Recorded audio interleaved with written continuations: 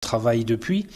Donc l'idée majeure étant de ne plus pratiquer un prélèvement sur les salaires pour alimenter les fonds de la Caisse nationale des allocations familiales. La politique familiale aujourd'hui, qui représente grosso modo 70 milliards d'euros en termes de financement, sur ces 70 milliards d'euros, 35 proviennent de ces prélèvements sur les salaires. Et là, l'idée, c'est bien sûr de réduire les charges dites patronales, même si elles sont bien prélevées sur le travail des salariés, puisque c'est eux qui produisent. Donc, c'est de ne plus prélever cet argent et d'alimenter la Caisse nationale des allocations familiales par de l'impôt.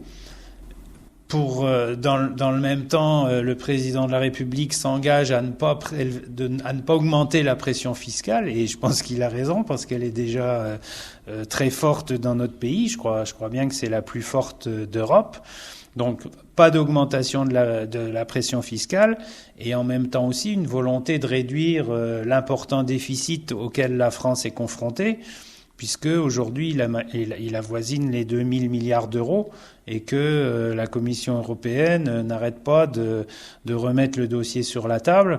Donc un exercice difficile, une équation difficile. Il faut à la fois essayer de faire des économies sur le fonctionnement de l'État et des collectivités territoriales pour récupérer cet argent qui pourrait repartir alimenter la Caisse nationale d'allocations familiales. Donc on n'est pas particulièrement inquiet. On n'a pas l'impression que le président de la République veut revenir sur la politique familiale, même si sans doute il y aura un certain nombre d'aménagements. Sur un certain nombre de règles, et on ne sait pas lesquelles. On n'est pas trop inquiet sur ça. On est plus inquiet sur comment l'État va aller chercher l'argent nécessaire pour alimenter cette caisse des allocations familiales. Alors, qu'est-ce que vous préconisez au sein de Famille de France aujourd'hui ? Alors, nous, on est attaché à la politique familiale. Alors, on est conscient, bien sûr, que l'environnement change, que l'environnement économique en particulier, et on ne peut pas ne pas en tenir compte. Ça, c'est un élément sur lequel on est tous d'accord, y compris l'UNAF d'ailleurs. L'UNAF, c'est l'Union nationale des associations familiales, donc qui regroupe l'ensemble des divers mouvements, des diverses tendances des associations familiales. Donc on est bien d'accord que l'environnement change et qu'il faut faire quelque chose, puisque le coût du travail en France est cher, et si on veut que la France redevienne un petit peu plus compétitive, il faut faire des actions. Donc ça, c'est un premier point. Et on est prêt à discuter. On aimerait d'ailleurs être invité à discuter avec le gouvernement. Aujourd'hui, ce sont les partenaires sociaux classiques qui discutent, donc les syndicats de personnel des entreprises et les syndicats des patrons. Les mouvements familiaux, ni même l'UNAF, n'ont pas été à la table des négociations. Donc on est prêt à discuter de tout ça. Mais on tient à conserver notre politique familiale, parce qu'on pense que d'une part, les familles en ont besoin. Les familles ont besoin de cet argent pour vivre décemment. Ça, c'est un point. D'autre part, on pense que c'est un élément économique. La politique familiale, c'était à sa mise en place une politique nataliste. Et elle a eu ses effets, elle est efficace. La France est encore un des pays d'Europe qui a un taux de natalité important, même s'il a tendance à baisser un petit peu ces derniers mois. Après, j'irai pas jusqu'à dire que c'est sous l'effet des premières mesures qui ont permis de réduire un tout petit peu la facture de la politique familiale. Je pense qu'il y a d'autres raisons, mais globalement, le taux de natalité baisse un petit peu, donc attention. On sait qu'un pays a besoin d'un taux de natalité fort pour que sa consommation soit elle aussi importante. Et donc on considère que la politique familiale, c'est aussi un élément de politique économique. D'autre part, il ne faut pas oublier que la politique familiale, c'est aussi un élément qui permet aux couples, aux familles de concilier la vie familiale et la vie professionnelle par toutes les structures d'accueil d'enfants, que ce soit d'accueil de jeunes enfants, que ce soit le périscolaire, que ce soit les activités de loisirs. On sait très bien que ça contribue très fortement à ce que les mamans soient disponibles pour aller travailler. Donc on pense que ces éléments de politique familiale sont indispensables au bon fonctionnement du pays, à la fois pour les familles, mais aussi pour les entreprises. Donc on est prêt à discuter sur un certain nombre d'aménagements, mais on tient à maintenir cette politique familiale on tient à maintenir cette politique familiale. Peut-être pas tout à fait au niveau où elle est aujourd'hui, mais on ne veut pas la voir disparaître. Il y a aussi également le milieu associatif certains milieux associatifs qui vivaient un peu grâce à ça aussi et qui justement apportaient des compléments à cette politique familiale. Alors la vie associative, effectivement, en particulier toute la vie associative qui a un rôle direct avec l'enfant. Alors là, on va toucher d'abord les établissements d'accueil de jeunes enfants. Il y a quand même une grande proportion dans notre pays qui vit grâce à des associations qui portent les projets. Et tout ce qui touche à l'accueil des jeunes enfants en milieu périscolaire ou en milieu d'accueil de loisirs, donc les mercredis loisirs, les samedis loisirs dans certaines régions, les vacances, les centres aérés, tout ce système d'accueil de l'enfant est porté par des associations.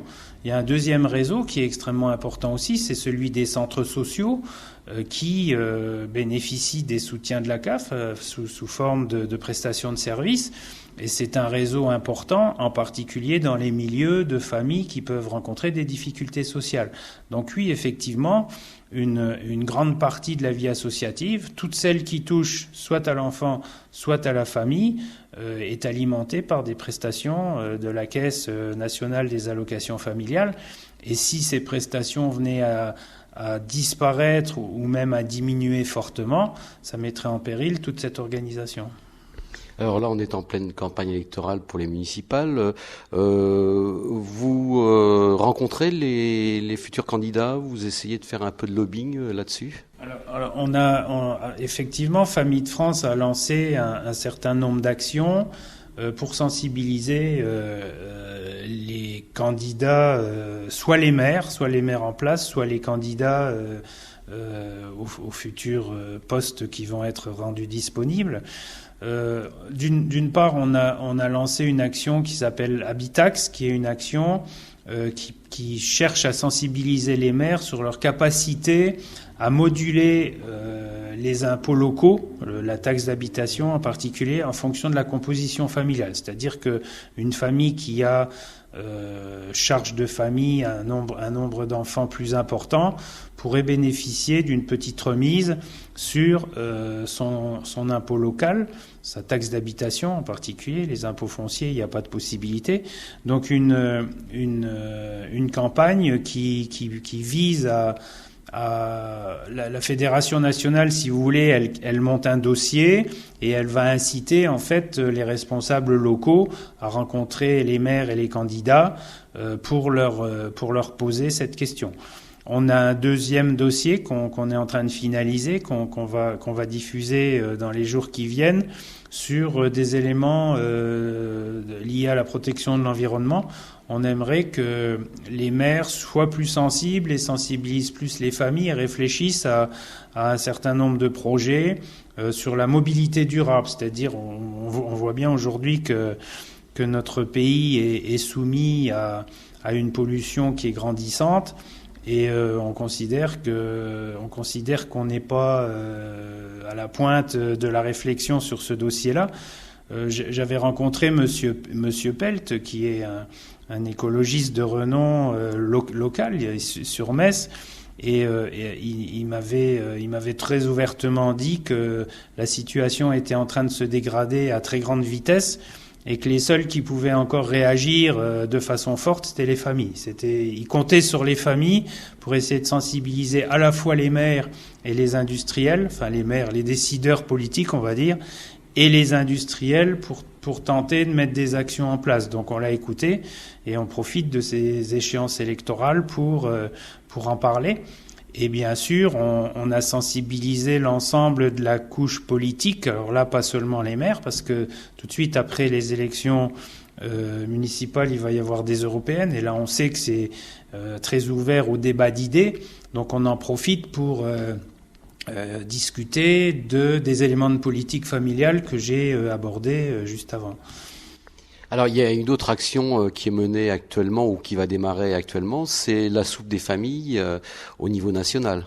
Alors c'est la marmite des familles avec une édition locale qui va mettre en avant un certain nombre de manifestations intéressantes, mais qui se décline aussi au niveau national, puisqu'on incite nos associations réparties sur le territoire à faire des actions dans ce cadre-là. Je rappelle que la marmite des familles, c'est à la fois d'essayer d'apporter aux familles des éléments de nutrition, donc comment faire pour bien manger, alors à la fois bien pour le palais, mais aussi pour la santé. C'est-à-dire qu'on sait très bien que des comportements alimentaires sains tout au long d'une vie évitent un certain nombre de problèmes de santé. Ce sont aussi des éléments économiques. Comment faire pour une famille pour qu'elle puisse faire à manger correctement sans dépenser des fortunes, et aussi en même temps des éléments de développement durable, puisqu'on incite les familles à utiliser les bons produits au bon moment. Alors après tout ça, ça va se décliner de façon ludique avec les populations qu'on essaie de rencontrer. Ce sont les très jeunes enfants dans les structures d'accueil de jeunes enfants, donc les crèches en particulier. Après, on passe à l'âge au-dessus, c'est les enfants dans les milieux de l'accueil périscolaire ou l'accueil de loisirs. Les familles, puisqu'on va essayer avec certaines familles de leur apprendre à faire des repas dits économiques, donc en ne mettant pas trop d'argent dans le porte-monnaie. Un petit côté un peu plus gastronomique, puisque un chef viendra apprendre à un groupe de personnes à constituer un bon repas.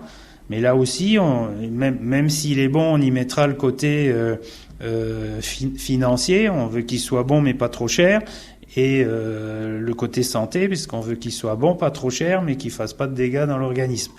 Et puis une conférence la semaine prochaine, mercredi prochain, dans les salons de l'Hôtel de Ville, avec pour thème encore une fois la prévention santé, par la nutrition, par l'exercice physique et par l'utilisation du thermalisme.